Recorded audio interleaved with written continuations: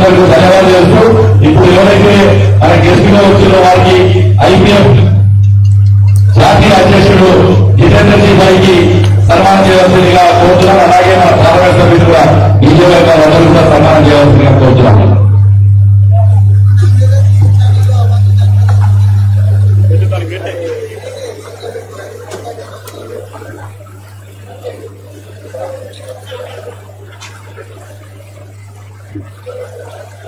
అందరికీ ధన్యవాదాలు అవకాశం ఇచ్చినందుకు. ఇక్కడికి వచ్చిన కార్యకర్తలందరికీ కూడా పేరు పేరు చేస్తూ 11వ తారీఖు ఉదయం మన కర్తవ్యం ఏంటో గుర్తు చేసుకుని ఆ కర్తవ్యాన్ని వమ్ము చేయకుండా మీరు ప్రయత్నం చేయాలని కోరుకుంటూ మరొకసారి మీ అందరికీ కూడా చేతులు భారత్ మాతాకి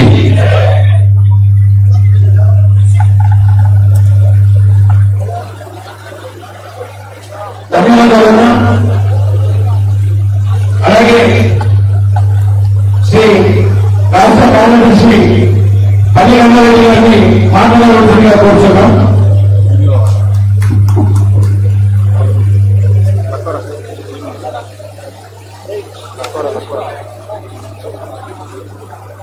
సభాధ్యక్షులు భారతీయ జనతా యువమోర్చా జిల్లాధ్యక్షులు రాజశేఖర్ గారికి, ఈనాటి ఈ యువ సమ్మేళన కార్యక్రమానికి ముఖ్య అతిథిగా వచ్చేసినటువంటి మన పార్లమెంట్ అభ్యర్థి గౌరవనీయులు అరవింద్ దళపతి గారికి, అదేవిధంగా మన 6 శాసనసభ్యులు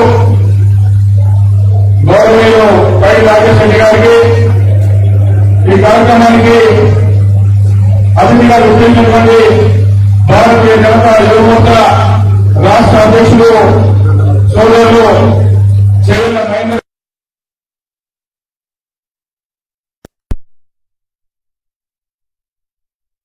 పెద్దలు వెంకటరమణ గారికి, డాక్టర్ మల్లికార్జున రెడ్డి గారికి, రాష్ట్ర యువమోర్చా ప్రధాన కార్యదర్శి సురేష్ గారికి, యువమోర్చా రాష్ట్ర ఉపాధ్యక్షుడు సంతోష్ గారికి, ఈ జిల్లా ప్రభారి చిత్తరంజన్ రెడ్డి గారికి, అదేవిధంగా వేదిక మీద ఉన్నటువంటి మిగతా భారతీయ జనతా పార్టీ భారతీయ జనతా యువమోర్చా నాయకులకు, వేదిక ముందు ఉన్నటువంటి యువమోర్చా నాయకులకు, యువకులందరికీ కూడా నా యొక్క నమస్కారాన్ని తెలియజేసుకుంటూ, యువకులు పోషించాల్సినటువంటి పాత్ర పైన యువకులు ఈ ఎన్నికల్లో ఏ రకంగా తమ పాత్ర పోషించాలా, ఏ రకంగా ఓటర్ల దగ్గరికి వెళ్లాలా, ఏ రకంగా భారతీయ జనతా పార్టీని ఈ నియోజకవర్గంలో గెలిపించాలనేటువంటి సంకల్పం తీసుకున్నటువంటి సందర్భంలో భాగంగానే రాష్ట్ర వ్యాప్తంగా ఈ యువ సమ్మేళనాలు ఏర్పాటు చేయడం జరుగుతూ ఉంది. కాబట్టి మీరందరూ కూడా ఈ దేశంలో మన భావి తరాలు గాని మీ భవిష్యత్తు గాని బాగుండాలంటే మీరందరూ కూడా రేపు మీ భవిష్యత్తు ఈ దేశంలో సురక్షితంగా ఉండాలంటే సురక్షితంగా ఉండాలంటే సుభిక్షంగా ఉండాలంటే మీ భావితరులందరూ కూడా బాగుండాలంటే నరేంద్ర మోడీ నాయకత్వాన్ని బలపరచాల్సిన అవసరం ఎంతైనా ఉందని చెప్పేసి మీ అందరికి కూడా తెలియజేస్తా ఉన్నాను. ఎందుకంటే ఈ దేశంలో ఏ రకమైనటువంటి పరిస్థితులు ఉండే 2013-14 కంటే ముందు 2014 తర్వాత ఈ దేశంలో ఏ రకమైనటువంటి మార్పులు వచ్చినాయి, ఒకవైపు అభివృద్ధి మరోవైపు సంక్షేమం, ఈ దేశంలో సంపద సృష్టించే సంపదని పేద ప్రజలకు ఏ విధంగా అందించాలా, పేద ప్రజల జీవన స్థితిగతులు ఏ విధంగా మార్చాలా, ఈ దేశాన్ని అభివృద్ధి పదంలో ఏ విధంగా తీసుకెళ్లాలా, ప్రపంచ దేశాలన్నీ కూడా భారతీయులంటే ఒక గౌరవం, భారతదేశ ప్రధానమంత్రి అంటే ఒక గౌరవం, భారతదేశానికి ప్రపంచంలోనే ఒక గుర్తింపు తెచ్చినటువంటి గొప్ప వ్యక్తి ఈ యుగ పురుషుడు. కలియుగంలో భారతదేశ ప్రజల కోసం, ఈ జాతీయవాదుల కోసం, హిందూ సమాజం కోసం అవతరించినటువంటి పుణ్యపురుషుడే మన నరేంద్ర మోదీ గారు. ఆయన నాయకత్వంలో పనిచేస్తున్నటువంటి కార్యకర్తలుగా మనమందరం కూడా గర్వించాలా. రేపు ఈ దేశం సుభిక్షంగా ఉండాలన్నా, సురక్షితంగా ఉండాలన్నా మనమందరం కూడా హనుమాన్ మాల వేసుకోవాలన్నా, అయ్యప్ప మాల వేసుకోవాలన్నా, రోజు గుళ్ళకి వెళ్లి పూజ చేసుకోవాలన్నా, రేపు భావితరాలందరూ కూడా భద్రంగా ఉండాలన్నా గతంలో అఖండ భారతం నుండి వేరుపడ్డటువంటి మన భారతదేశం ఇప్పుడున్నటువంటి భారతదేశమే కాదు, అఖండ భారతం అంటే ఈ భారతదేశంలో వేరుపడ్డటువంటి పాకిస్తాన్ గాని, బంగ్లాదేశ్ గాని, మయన్మార్ గాని, ఆఫ్ఘనిస్తాన్ గాని ఆ దేశాలలో మన పరిస్థితి ఏమైంది? మన మైనార్టీలుగా మారిన తర్వాత ఆ దేశంలో మన గుళ్ళు ఏమైనాయి, మన సంస్కృతి సాంప్రదాయాలు ఏమైనాయి, మన సనాతన ధర్మం ఏమైంది, మన ఆలయాలు ఏమైనాయి, ఇవన్నీ విషయాలు ఒకసారి ఆలోచించండి. కాబట్టి రేపు భావితరాలు క్షేమంగా ఉండాలన్నా, సురక్షితంగా ఉండాలన్నా నరేంద్ర మోడీ నాయకత్వంలో మనమందరం కూడా పనిచేసి, మొన్న మనం ఒకసారి 2019లో ఇక్కడ నుంచి మన పార్లమెంట్ సభ్యులు అరవింద్ గారిని పంపిస్తే, మొన్న జరిగినటువంటి రెండోసారి మోదీ గారు అధికారంలోకి వచ్చిన తర్వాత ఈ దేశంలో ఏ రకమైనటువంటి చారిత్రాత్మక నిర్ణయాలు తీసుకున్నారు, 370 ఆర్టికల్ గాని, రామ మందిర నిర్మాణం గాని, సిటిజన్షిప్ అమెండ్మెంట్ యాక్ట్ గాని, ఇంకా అనేకమైనటువంటి చట్టాలు మార్చిందంటే ఆ చట్టాలు మార్చిన దాంట్లో మీ అందరి భాగస్వామ్యం కూడా ఉంది. ఏ విధంగా భాగస్వామ్యం ఉందంటే మీరందరూ ఓటేసి అరవింద్ గారిని గెలిపించింది కాబట్టి అరవింద్ గారు కూడా ఆ చట్టాలకు ఓటేసే భాగ్యం కలిగింది కాబట్టి మీరందరూ కూడా ఆ దాంట్లో భాగం పంచుకున్నారు. కాబట్టి రేపు జరగబోయేటటువంటి పార్లమెంట్ ఎన్నికల్లో మీరందరూ కూడా ప్రతి మీ ప్రాంతంలో ప్రతి ఇంటికెళ్లి, ప్రతి గల్లీకెళ్లి, ప్రతి వ్యక్తిని కలిసి భారతీయ జనతా పార్టీకి ఓటేయమని చెప్పి, కమలం పువ్వు గుర్తుకు ఓటేయమని చెప్పి మళ్ళీ మూడోసారి నరేంద్ర మోడీ అధికారంలోకి వస్తే ఈ దేశం ప్రపంచ దేశాలనే ఒక అగ్రగామి దేశంగా రూపాంతరం చెందుతుంది, విశ్వగురువుగా తీర్చిదిద్దేటటువంటి అవకాశం ఉంటుంది. మీరందరూ కూడా చెప్పండి, గ్రామాలకు వెళ్ళండి, గల్లీలకు వెళ్ళండి, చిట్ట చివరి వ్యక్తిని కూడా కలవండి, పేద ప్రజలను కలవండి. భారతీయ జనతా పార్టీ అధికారంలోకి వస్తే ఈ దేశం ఏ విధంగా ముందుకెళ్తున్న విషయాన్ని స్పష్టంగా చెప్పండి. దాంట్లో మనం కూడా భాగస్వామ్యం అవుదామని చెప్పేసి ఈ నియోజకవర్గం నుంచి కూడా మళ్ళీ నిజామాబాద్ పార్లమెంట్ నియోజకవర్గం నుంచి రెండోసారి అరవింద్ గారిని గెలిపించుకోవాల్సిన అవసరం మనందరి పైన ఉందని చెప్పేసి తెలియజేసుకుంటూ, రేపు భవిష్యత్తులో భారతదేశంలో జరిగేటటువంటి ప్రతి అభివృద్ధి కార్యక్రమంలో భాగంలో మనకందరి భాగస్వామ్యం ఉండే విధంగా రెండోసారి కూడా అరవింద్ గారిని గెలిపిస్తే మూడోసారి ఈ దేశంలో ప్రధానమంత్రిగా నరేంద్ర మోడీ గారు పదవి చేపట్టే అవకాశం ఉంటుంది. కాబట్టి దీంట్లో మీరందరూ కూడా భాగస్వాములు కావాల్సిందిగా, మీ ప్రాంతంలో ప్రజలందరూ కూడా భాగస్వాములు చేయాల్సిందిగా మీ అందరికీ కూడా విజ్ఞప్తి చేస్తూ ఈ అవకాశాన్ని మీ అందరికీ కూడా ధన్యవాదాలు చెప్తూ ముగిస్తున్నాను. భారత్ మాతాకి, భారత్ మాతాకి. అక్కడ బయట ఉన్న వాళ్ళు కానీ, ఆ డైనింగ్ హాల్లో ఉన్న వాళ్ళు కానీ మీరు కుర్చీలలో కూర్చుంటే బాగుంటుంది. ఎవరు కూడా అక్కడ బయట నిలబడదు. భారతీయ జనతా పార్టీ కార్యకర్తలుగా క్రమశిక్షణతోనే ఉంటే బాగుంటుంది. డైనింగ్ హాల్లో ఉన్నటువంటి కార్యకర్తలందరినీ కూడా యువమోర్చా నాయకులు ఎవరైనా ఉంటే వచ్చి తీసుకొచ్చి కూర్చోబెట్టండి. ఇప్పుడు బీజేవైఎం రాష్ట్ర అధ్యక్షులు సేవెల్ల మహేందర్ గారు ప్రసంగిస్తారు. దయచేసి మిత్రులారా అందరూ లోపలికి రాగలరు. రాష్ట్ర అధ్యక్షులు మొట్టమొదటిసారిగా నిజామాబాద్ మన కోసం వచ్చారు. దయచేసి అందరూ కూర్చోండి.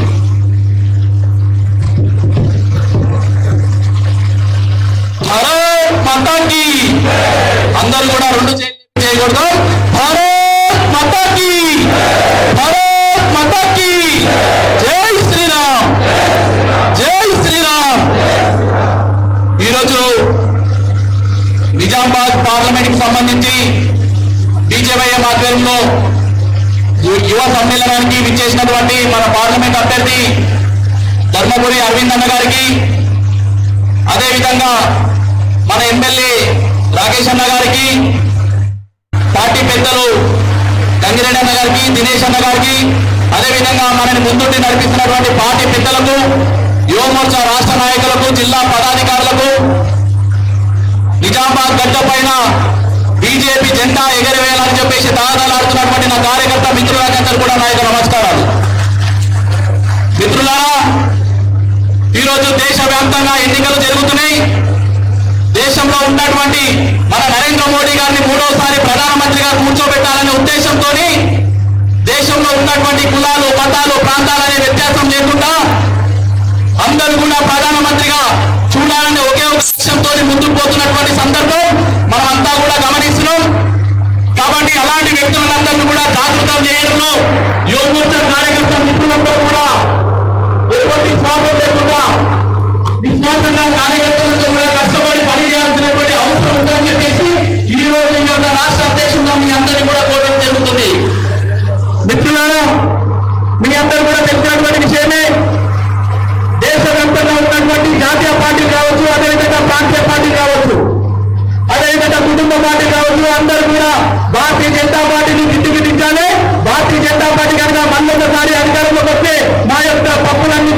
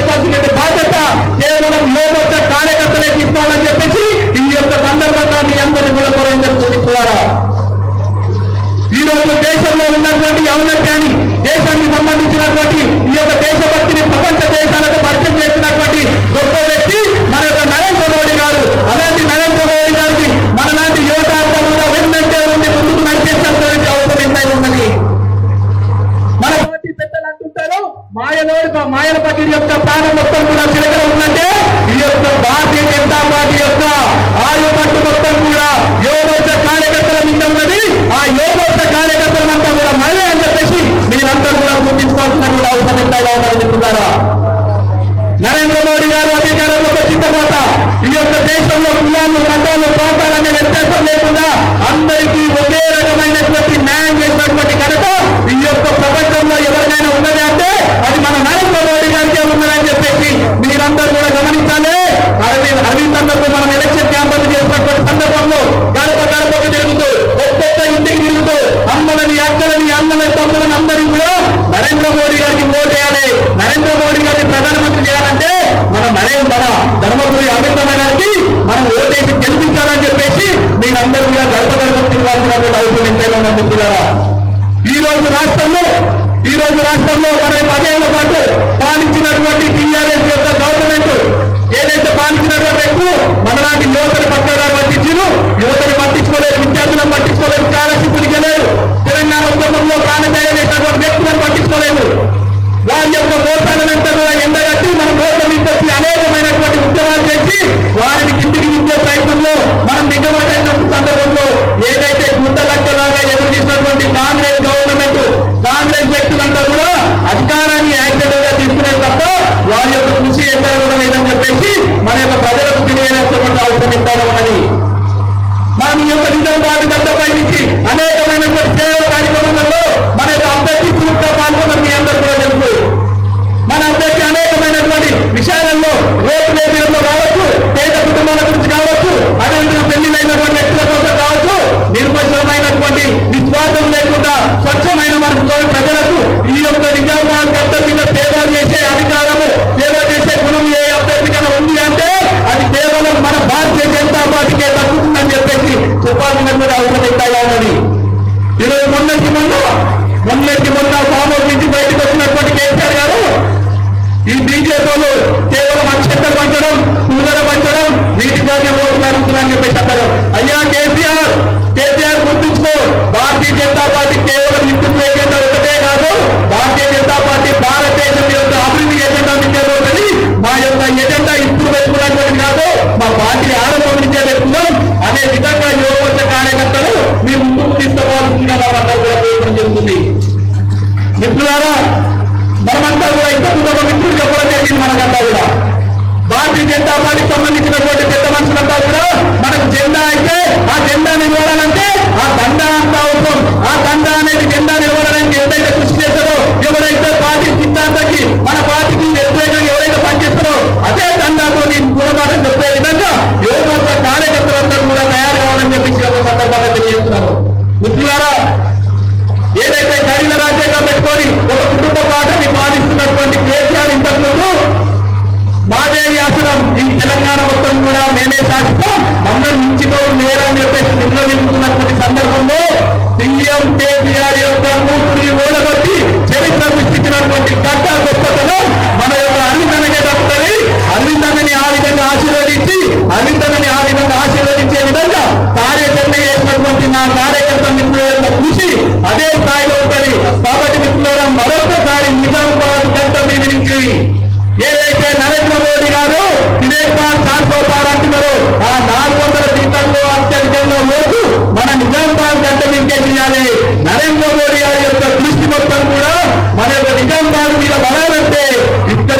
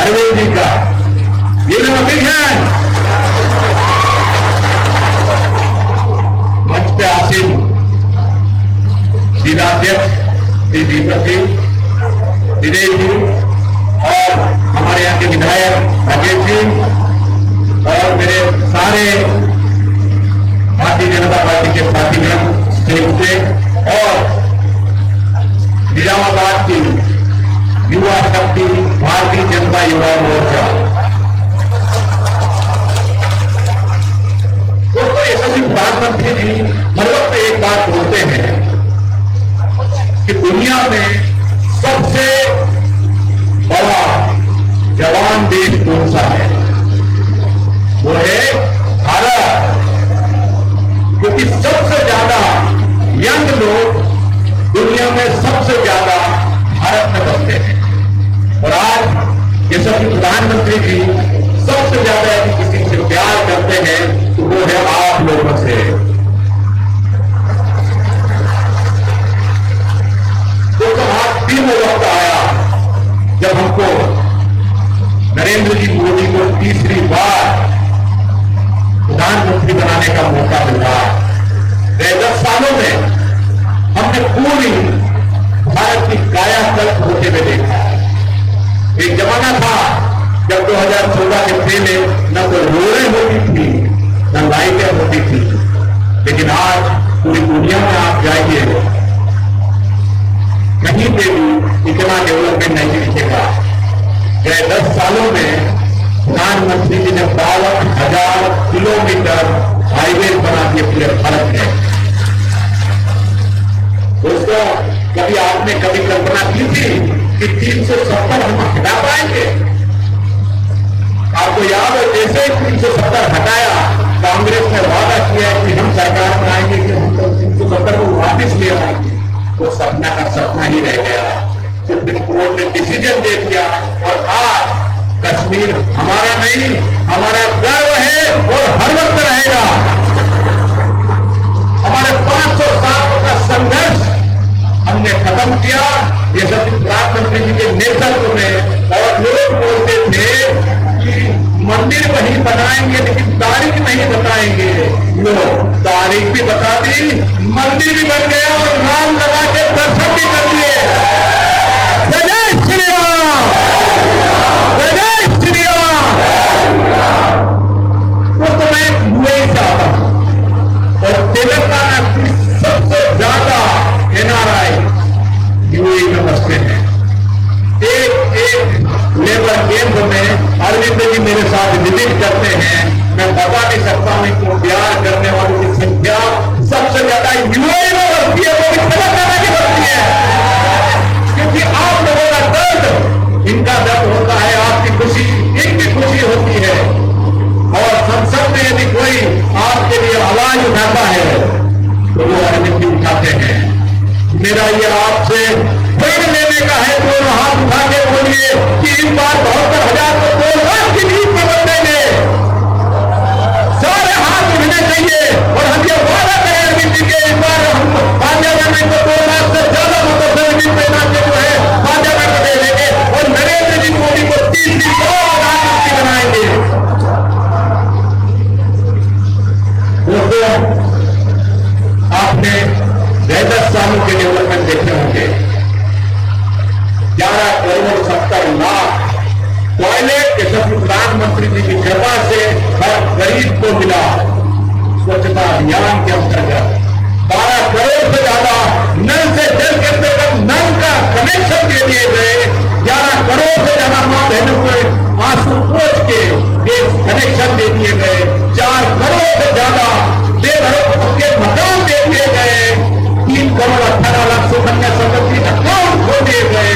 और किसी जमाने में हमारे पूर्व प्रधानमंत्री कहते थे कि मैं 100 रुपए डालता हूं तो 15 रुपए जितने पहुंचते हैं, लेकिन आज यशस्वी प्रधानमंत्री जी ने 43 करोड़ से ज्यादा बैंक अकाउंट खोले। 43 करोड़ से ज्यादा और ये तय किया कि हर प्रमोशन का पैसा गरीब के अकाउंट में मिलेगा, 100% मिलेगा और वित्त में मिलेगा।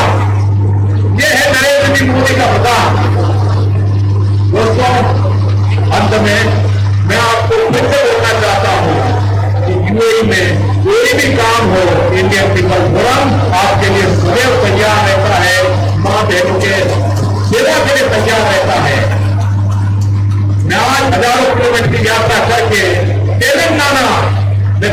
नहीं हूँ, मैं मध्य प्रदेश से हूँ, लेकिन मैं देवता का नाम अरविंद जी के पास इसलिए आया हूँ क्योंकि मैं इनको देखता हूँ इनके मन में कितना दर्द है, आप लोगों को देना है इसके प्रति।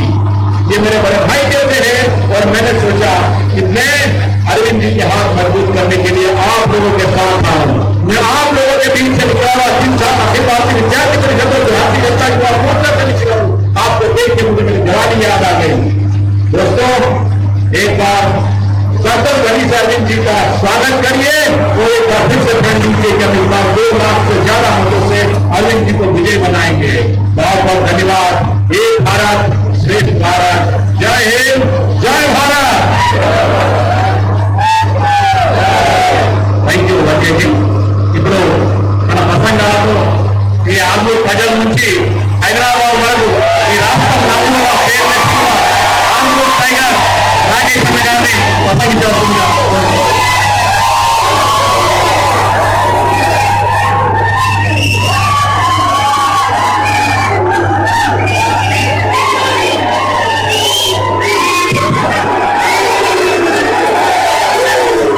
जय श्री राम, जय श्री राम। निजामाबाद पार्लियामेंट सम्मेलन समय विविध सम्मेलनों मुख्य अतिथि విచ్చేసిన సోదరులు సిబ్బంది గారు మరియు ఎంపీ గారు జగన్మోహన్ గారు మిగతా ముఖ్యులందరికీ చేరుకున్నటువంటి యువసైనికు భారతీయ జనతా పార్టీ యువ సైనికులందరికీ అందరికీ నా ప్రత్యేకమైన ఈరోజు ఏ పదవుల్లో జరిగే ఈ రాక్షస ప్రాంతానికి ఆదుల సంఘానికి జరిగే యుద్ధాలలో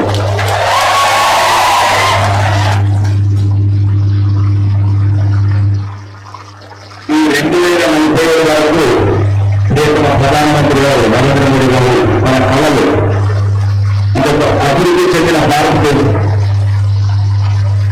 నేను చాలా ఉత్సవాలు కానీ మీరు గురించి కళలు అంటున్న నరేంద్ర మోడీ గారు మీ యువకుల గురించి వికసిత్ భారత్ ప్రపంచంలోనే నంబర్ 1 భారత్ చేయడానికి భారతీయ జనతా పార్టీ కావచ్చు, గౌరవనీయ ప్రధానమంత్రి నరేంద్ర మోడీ కావచ్చు, భారతీయ జనతా పార్టీ సైనికులను కూడా మీ భవిష్యత్తరాల గురించి ఆలోచిస్తున్నారు.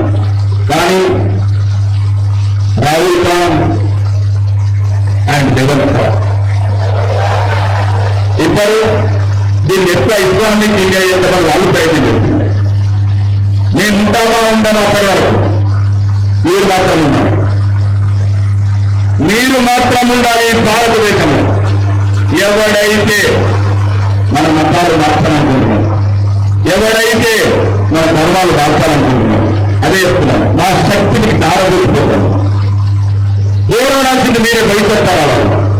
ఈ రోజు గెలుపు భారతీయ జనతా పార్టీ కాదు, బరువులు అనేది కాదు. ఈ గెలుపు మీకోసం, ఈ గెలుపు మీ భవిష్యత్తుల కోసం. నిన్నొకడు అన్నమాట దామోదర రాయిలో ఎప్పుడు పంటపాలు రాకుండా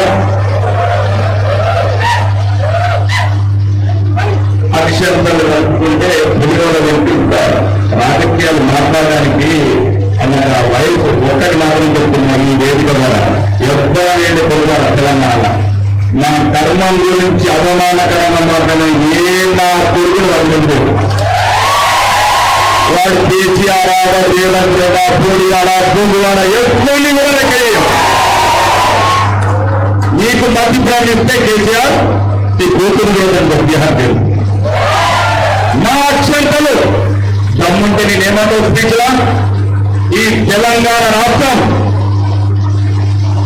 అల్లా దయ వల్ల అల్లా కా కథం సే ఆశీర్వాద బిడ్డ. ఎందుకు మొక్కినవు వెంకటేశ్వర స్వామికి? ఎందుకు చేస్తారు కిరీటం?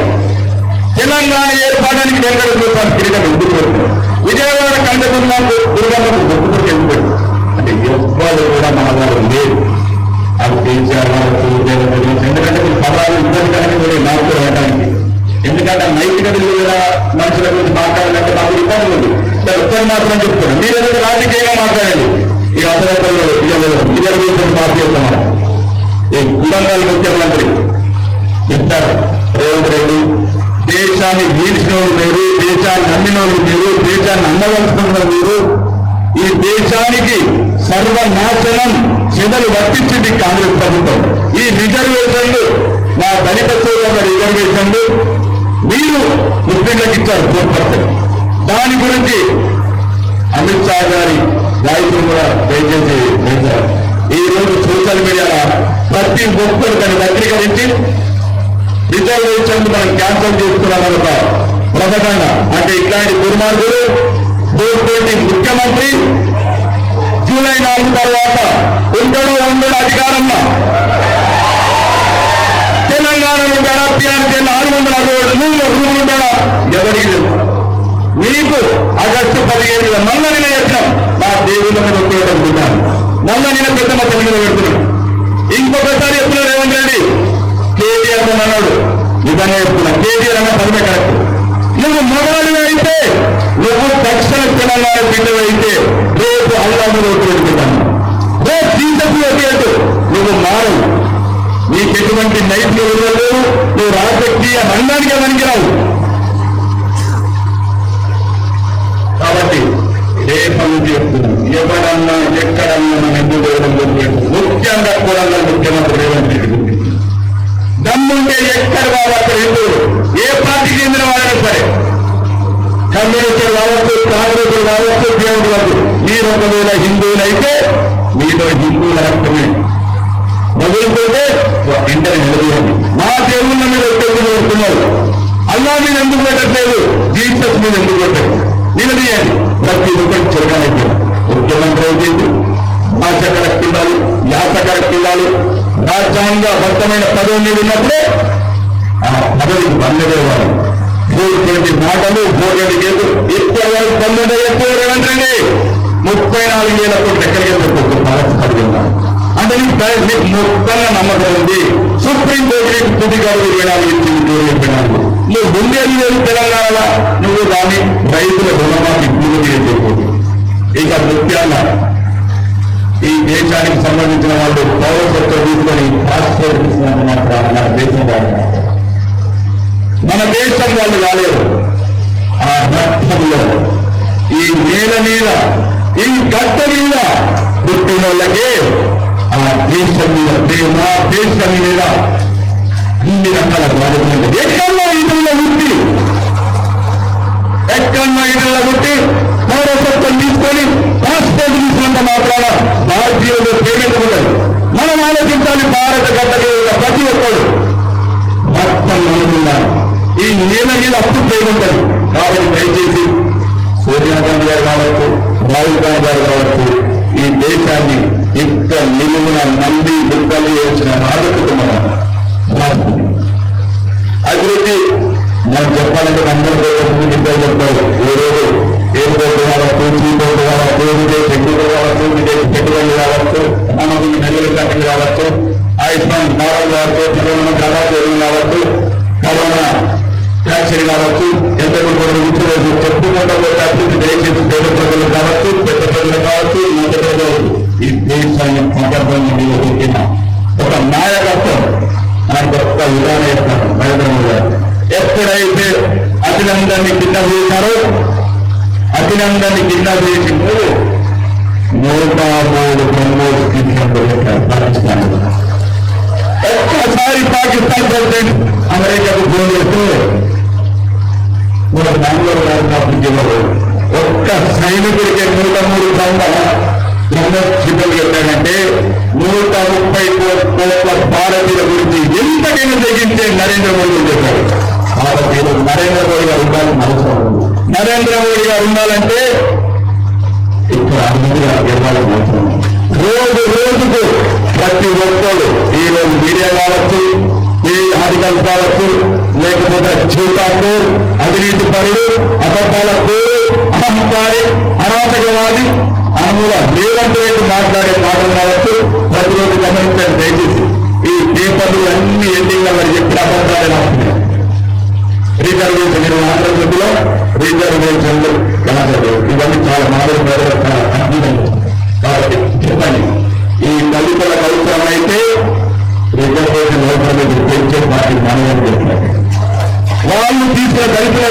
తీసుకొని ముస్లింలకు ఇచ్చే పార్టీ అని చెప్పారు. ఎక్కడ వాళ్ళు అక్కడ సైనికుల వల్ల పోరాటం చేయండి. రెండోది ఒకసారి మిగతా పార్టీల వాళ్ళకు రాజకీయ క్రీడలు గెలిపోవడంలో వాళ్ళ పేరు గెలిచినా ఏం కాదు మనం గెలిచిన పరిస్థితి. లేకపోతే నిన్నని వెస్ట్ బెంగాల్లో జై శ్రీరామ్ అంటేనే వదిలేస్తుంది. మనం తప్పుకోవాలి. వారికి రాజకీయ క్రీడ టీఆర్ఎస్ కావచ్చు, కాంగ్రెస్ కావచ్చు, వాళ్ళకి రాజకీయ క్రీడ మనం తప్పుకోవాలి. దయచేసి ఈ రోజు అందరం జీవన సమస్యలు హిందువులకు హిందువులే సంస్కృతి. ఈ కాంగ్రెస్ పెద్ద ఈ ముస్లింస్ పెద్ద ఎఫెక్ట్ లేదు. ఈ కాంగ్రెస్ ఈ మధ్య కాంగ్రెస్ రాజకీయ దయచేసి ప్రతి ఒక్కరి పదమూడో తారీఖు వరకు ఎంత కష్టపడుతున్నా ఒక 10 మంది రాజకీయ క్షేత్రంలో మనం ఈరోజు పోరాటం చేసి ప్రజలు మన వైపు నిలుపుకొని ఎందుకు దేశం ఉండాలి, ఎందుకు బీజేపీ ఉండాలి, ఎందుకు ధర్మం ఉండాలి, ఇవన్నీ వాళ్ళకి నచ్చ చెప్పి వాళ్ళని మన వైపు తిప్పుకొని మన చూడల్లో నచ్చ చెప్పి ఈ జరిగే ఎన్నికలలో భారతీయ జనతా పార్టీ గుర్తైన కమలం గుర్తుకు ఓటేసే రకంగా ఓటేసి తెలంగాణలో అత్యధిక మెజార్టీ నిజామాబాద్ జిల్లా గెలిపించి సోదరు అరవిందని దేశంలో అత్యుత్తమ పనులు చూడాలని మనందరం కోరుకుంటూ ప్రతి ఒక్కరు సాయశక్తుల కష్టపడి ఈ భారతీయ జనతా పార్టీకి సమరం ముందు పోయేసి నిర్మాణాన్ని గెలిపించుకోవాలని కోరుకుంటూ మీ అందరికీ సెలవుకుంటున్నాను. భారత్ మాట్లాడి థ్యాంక్ యూ. చూస్తున్న ధర్మపురి వంశ వీరుడు, ఇక్కడ ఉన్న 10 సంవత్సరాలు పాలించిన సీఎంకు చెమటలు పట్టించిన ధీరుడు, రాబోయే పార్లమెంట్ సభ్యుడు ధర్మపురి అరవిందన్న గారిని ప్రసంగించారు.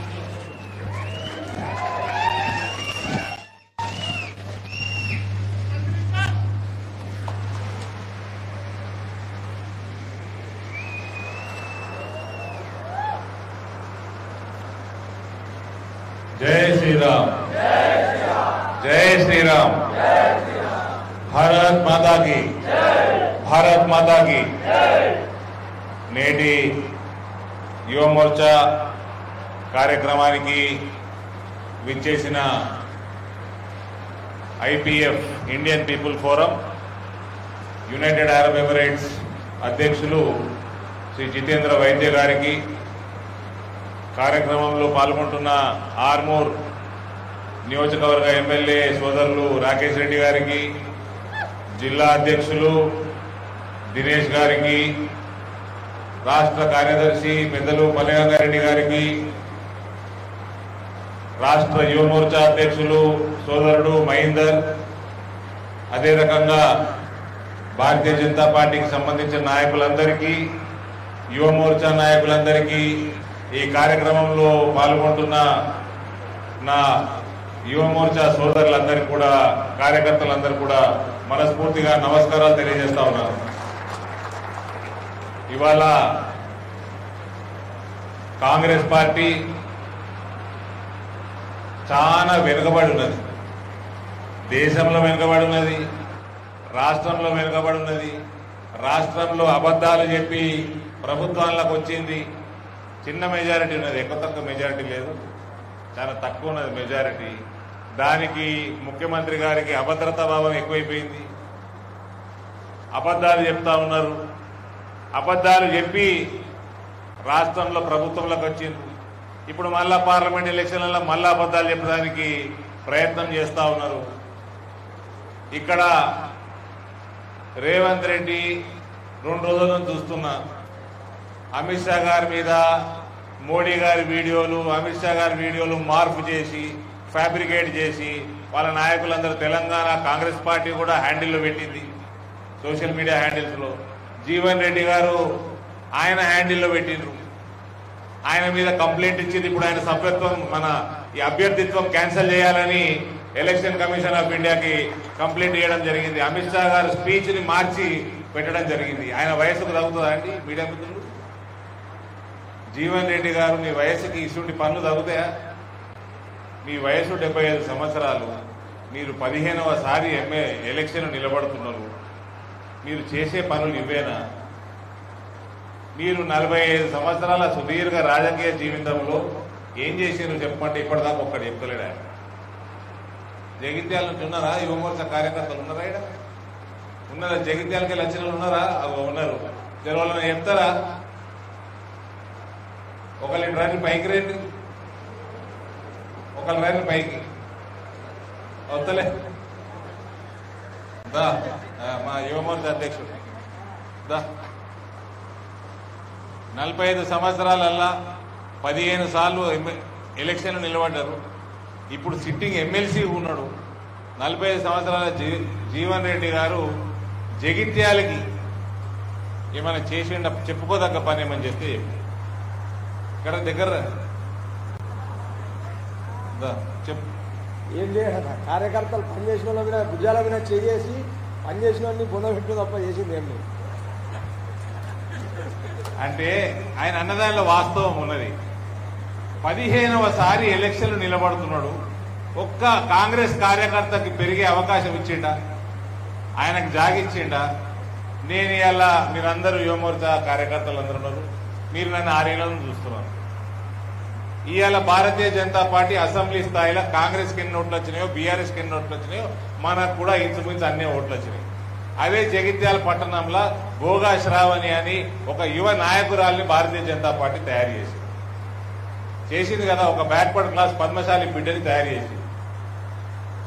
ఆయన జీవన్ రెడ్డి గారు యువకులను ఎందుకు ప్రోత్సహించారండి? ఆయన ఎందుకు నిలబడుతుంది ఎలక్షన్ ప్రతిసారి? వస్తే వాళ్ళ రేపు పొద్దున వాళ్ళ వ్యవస్థ. సరే ఏం పని చేసిండు చెప్పు.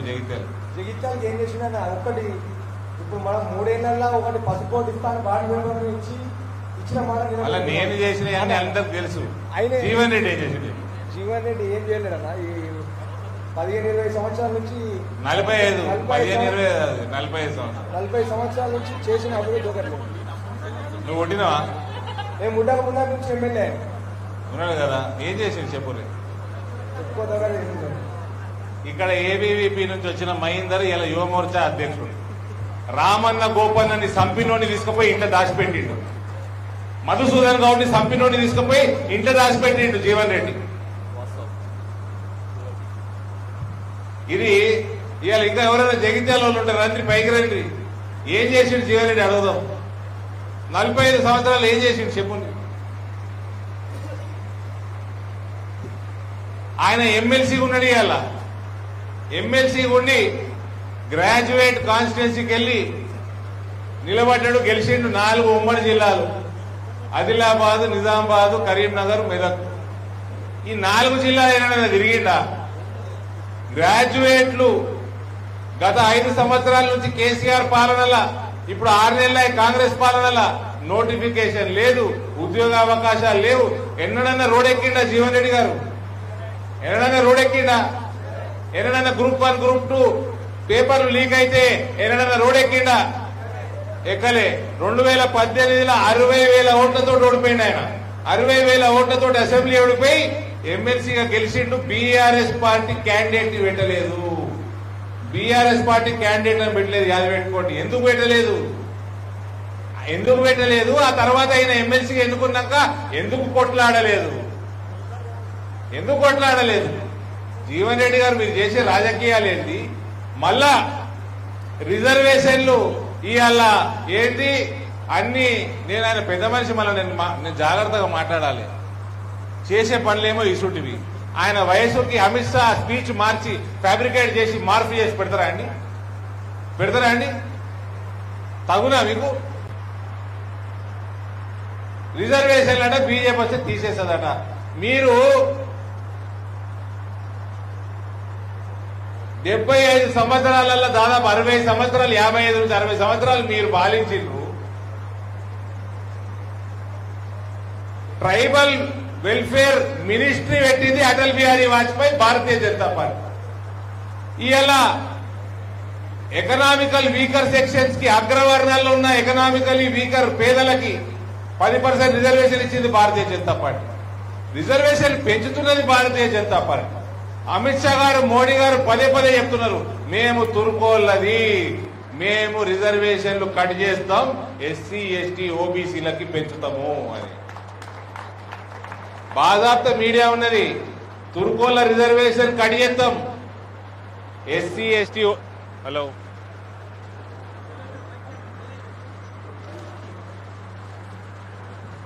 ఎస్సీ ఎస్టీ ఓబీసీలకి పెంచుతాము అని స్పష్టంగా చెప్తా ఉన్నారు.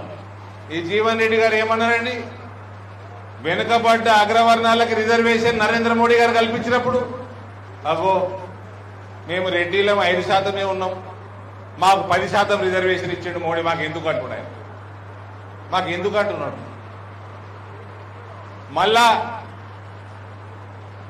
కాపోల మీటింగ్ పోతాడు, మనం అందరం కాపోలమే అంటాడు. మళ్ళా వెలుమ సామాజిక వర్గానికి సంబంధించిన మీటింగ్ పోయి మనం అందరం ఓసీలము, మనం అందరం కలిసి ఉండాలి అంటాడు. మళ్ళా బీసీ కార్యక్రమాలకు పోయి రెడ్డిలకు ఎందుకండి రిజర్వేషన్, ఎందుకండి బీసీలకు రిజర్వేషన్ పెంచాలి అంటాడు. మళ్ళా సరే ఇవన్నీ అయిపోయి ఎంతో కెత్తు, మళ్ళా తుర్కోలతోటి పోతాడు, సిఐఏకి వ్యతిరేకంగా వాళ్ళు ఉద్యమం చేస్తుంటే టోపీ పెడతాడు, మొత్తం రెడ్డిలని బీసీలని కాపోలని వెల్మోలని అందరినీ మర్చిపోతాడు. మర్చిపోయి ఆజాదీ ఆజాదీ, అరే నీ వయసేంది, నువ్వు చేసే పనేంది, నీ వయసేంది, నీ చేసే పనేంది జీవన్ రెడ్డి గారు. పాకిస్తాన్, ఆఫ్ఘనిస్తాన్, బంగ్లాదేశ్ నుంచి ఎల్లగొట్టబడిన హిందువులకి ఈ దేశం పౌరసత్వం ఇస్తే మీకేంది నొప్పి, మీకేంది నొప్పి? హిందువులకు ఇస్తేనట రోహింగ్యాలకి బంగ్లాదేశ్ ముస్లింలకు కూడా ఇయ్యాలన్నట, వాళ్ళకు కూడా పౌరసత్వం ఇయ్యాలన్నట. అంటే ఎటువంటి వాళ్ళు అంటే మొత్తం ఎస్సీ ఎస్టీ బీసీ రిజర్వేషన్లు మొత్తం కాంగ్రెస్ పార్టీ తీసేసి తుర్కోళ్ళకు అప్పచెప్పే పని మీద కాంగ్రెస్ పార్టీ ఉన్నది. ఇవాళ రాహుల్ గాంధీ కుల్లా చెప్పే మన అందరిని ఎక్స్రే చేస్తారట, మన ఇండ్లని ఎక్స్రే చేస్తారట, మనకున్న ఆస్తులన్నింటినీ ఎక్స్రే చేస్తారట, ఎవరికి ఎంత ఉండాలో నిర్ణయిస్తారట, మిగిలిందంతా కూడా తుర్కోళ్ళకి ఇస్తారట. రేవంత్ నీకున్న ఆస్తిలో సగం తుర్కోళ్ళకి ఇచ్చినాక మాట్లాడు. ఫస్ట్ ఇవాళ రోజే రేవంత్ నీకున్న ఆస్తి మొత్తంలా సగం తుర్కోళ్ళకి ఇచ్చినాక నువ్వు మాట్లాడు. ఎందుకంటే రేవంత్ నువ్వు కూడా ఏబీవీపీకి వచ్చినావు, రేపు మాపు బీజేపీలకు వస్తారంటున్నారు, రేపు మాపు బీజేపీలకు వస్తారంటున్నారు. ఆల్రెడీ గుజరాత్ మోడల్ లెక్క తెలంగాణ చేస్తాము అన్నాడు ప్రధానమంత్రి, పక్కకే ఉన్నాడు, మీడియాతో చూపించింది. బడే భాయ్ మోదీజీ మేరే బడే భాయ్ జైసా హై, आप जैसे गुजरात को किए वैसा हम तेलंगाना को हम करेंगे, हमारा सहायता करिए, గుజరాత్ మోడల్ రైనా తెలంగాణ మేబీ అన్నాడు. ఆ తెల్లారి నుంచి రాహుల్ గాంధీ ఉద్యోగం పీకేస్తా అంటున్నాడు, ఆ తెల్లారికెళ్ళి రాహుల్ గాంధీ ఉద్యోగం పీకేస్తా అంటున్నాడు. ఇక రేపో మాపో బీజేపీలకు వస్తారని పుకారు నడుస్తా ఉన్నాయి. దానికి తగ్గట్టే రేవంత్ బిహేవియర్ ఉన్నది. చాలా జాగాలలో డమ్మీ క్యాండిడేట్లను పెట్టినట్ర,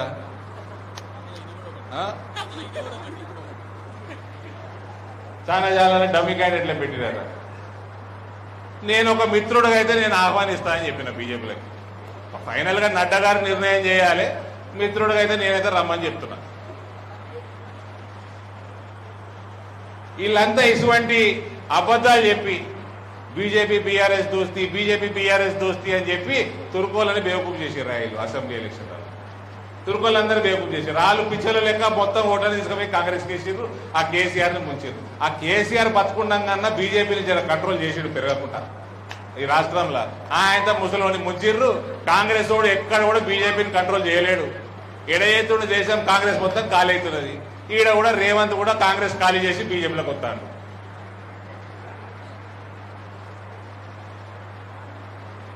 సో ఇండైరెక్ట్ గా రేవంత్ కూడా బీజేపీకే మద్దతు పలుకుతా ఉంటాడు. అట్లాంటప్పుడు ఎన్నికలు ఎందుకు? ఈ రాష్ట్రంలో ఇంత ఎండలల్లో 43 డిగ్రీలల్లో ఏం సీనన్న చెప్పుర్రి, ఎందుకు 43-44 డిగ్రీలలో ఎందుకు? ఇంకో విషయం, ఎన్ఆర్ఐల విషయం. ఎన్ఆర్ఐల మీద ఎక్కడ లేని ప్రేమ పుట్టుకొని వచ్చింది జీవన్ రెడ్డి గారికి. 45 సంవత్సరాల రాజకీయ జీవితంలో ఏం తమ్ముడు ఎన్నడన్నా ఎన్ఆర్ఐల గురించి మాట్లాడిండా జీవన్ రెడ్డి? మాట్లాడిండా? మాట్లాడలే. ఇప్పుడట ఎన్ఆర్ఐ బోర్డు పెట్టిస్తారట, రాష్ట్ర ప్రభుత్వంతో ఎన్ఆర్ఐ బోర్డు పెట్టిస్తారట. చక్కెర ఫ్యాక్టరీలు మూసేసిందే ఈయన ఏమంటే మూసేసారు. చక్కెర ఫ్యాక్టరీలు తెరిపిస్తారట.